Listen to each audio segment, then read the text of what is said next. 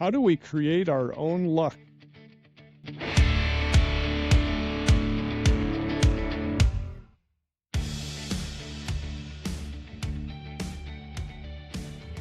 I'm wearing my lucky shirt, Nate. I got mine on too. We're bringing the luck today. The question that Steve just asked, how do we create our own luck? What a powerful thing to help teach our kids. Creating luck. They work so hard. They do so many good things. You do so many good things as parents. We want you to feel lucky. We want your kids to feel lucky. I'm Creating feeling lucky. some today, baby. Are you Good. feeling lucky? I'm feeling so lucky. So lucky.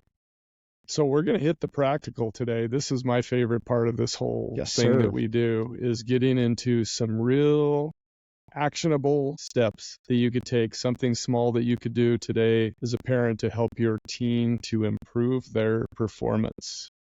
So I'm going to try to inspire you with a quote. By the way, Captain. This was all inspired by this book, the 8 Secrets to Intentionally Change Your Fortune, Conscious Luck, by Gay Hendricks and Carol Kline. Gay Hendricks wrote The Big Leap. Very good book. Great book. Highly recommended. If you swim in the personal development pool, you have probably read that book. If you haven't, it's worth the read. If you haven't read it, get it. Yeah. It's good. I need to bust it out again and go through it. Very good book. It is a rereadable one. So the quote, this comes from R.A. Salvatore, author. Luck is simply the advantage of a true warrior. Let me start this over. I want to get this right. This is a powerful quote, and I messed it up. Yes, it is. So that was, some people would say that was kind of unlucky, but I don't view it that way. Good for you. Luck is simply the advantage a true warrior gains in executing the correct course of action. I like that. What does that do for you, Mr. Crandall? Ooh, sets me free, Wilson. It's wonderful. What is that from? That's from Home Improvement. Tim Taylor says it to his neighbor. Wilson, sets me free, Wilson. But yeah, fabulous quote, because it brings action into it. Many times we say that we're unlucky when the reality was we weren't unlucky. We just failed to act. And the lucky person is the one that took the action. You know, I must have seen this quote that I'm going to say now on so many locker room bulletin boards, classroom bulletin boards. Mm-hmm. I don't know who said it, but the old luck Aristotle, equals Abraham Lincoln. Luck equals preparation plus opportunity, which I think you were describing right there, talking about taking the action. But I do want to bring something up, because and they bring it up in the book, and I think this is a really good label, really good title when you're thinking about trying to improve your luck, trying to create luck, and trying to get your teen to create their own luck. And that is, and I'm, in air quotes here, what is a luck-worthy goal? Ooh. What is a luck-worthy goal? Oh, see, I knew we were going to be lucky today. You just walked me into referencing one of my favorite human beings on the planet, Dr. Ben Hardy. He, especially recently, has been talking a lot about impossible goals, setting impossible goals, the goals that are really, really big, that are going to stretch you and cause you to work. I think that's what when you say luck-worthy goal, that's where I go. It's the big goal. It's the impossible goal. It's the goal that makes you stretch your thinking just to be like, wow, is that even possible? Can we really reach hundreds of thousands of people with our podcast and help them have great relationships with their teens? That's a big impossible goal. But I think those are the ones that are worthy of the luck. Well, help my third grade brain out here. What would be a non-lucky, an unlucky worthy goal? A goal worthy of no luck. Selfish. That's interesting. So you're saying a luck-worthy goal is going to help other people? And it doesn't mean like I'm not saying setting a goal to win a championship is a selfish goal. Even in an individual sport, because that's a big goal. I think that's something that's out there. I think a goal that's purely self-serving, and this is me being a little bit altruistic, maybe pie in the sky kind of thinking. Also think some unluck-worthy goals are the ones that are really not that ambitious. The ones that we could just kind of achieve with a little bit of effort. But what those goals don't do is they don't expand your vision.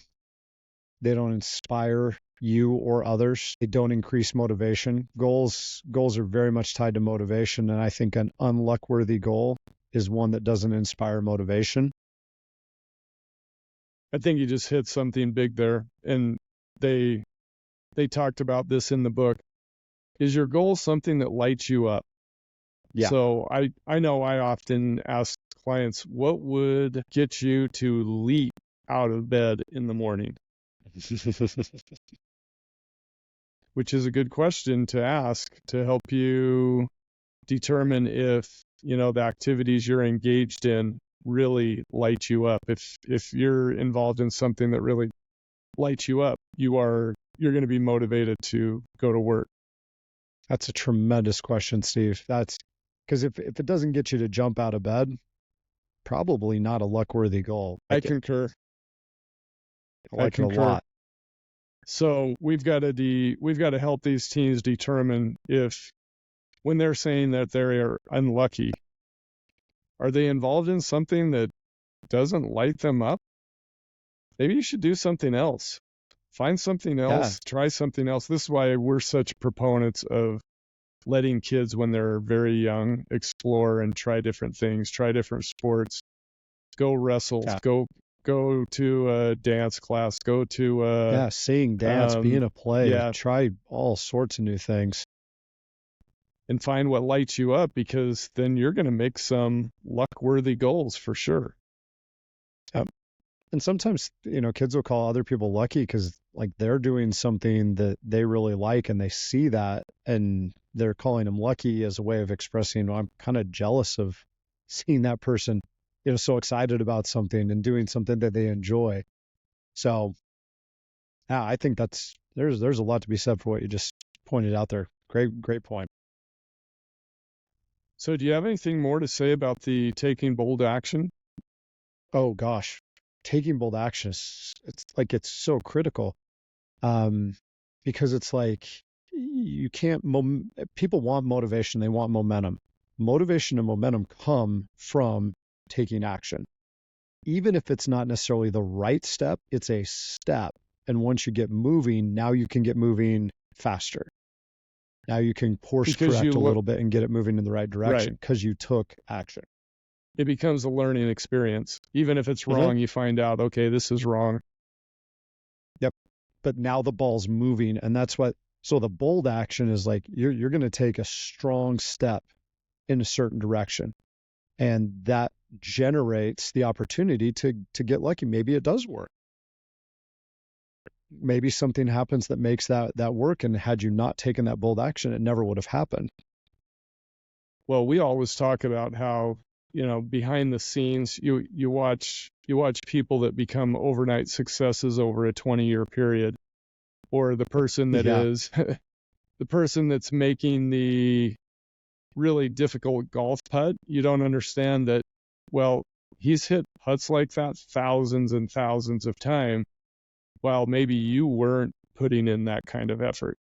And so you might just say, well, he's just lucky. Well, probably not. There was probably some very consistent, bold action that was taking place. So how do you lovingly tell your teen that they're not taking enough bold action? Let's say they do have the thing that they love, but maybe they need to ramp up the bold action a little more.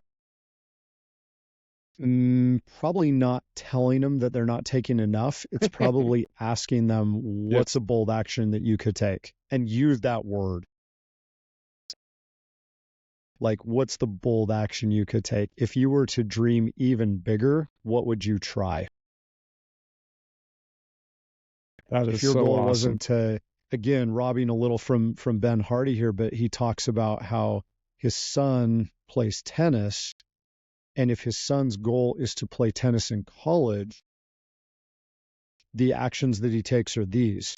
But if he shifts that goal to be play professional tennis, the actions now become like bigger, and more impactful. And so it forces it to become a bold action.